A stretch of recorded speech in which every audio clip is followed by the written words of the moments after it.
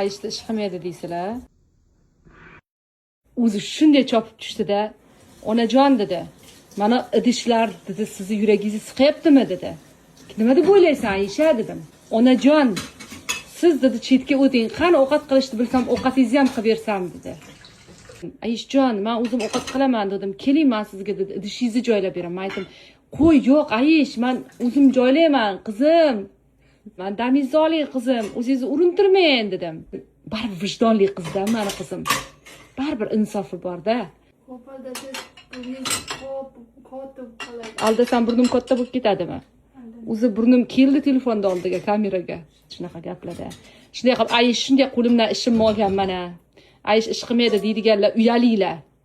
Uyalinglar, sizlar oynaga qarab uyalinglar bugun. Ayisha ish qilmaydi deydiganlar. Mana bitta qo'limni tekkizganim yo'q. O'zi turgan bitgan tayi prost idishni solyapti, bir mashinada ichiga solyapti xolos. Mayli-da, bu ham katta ish.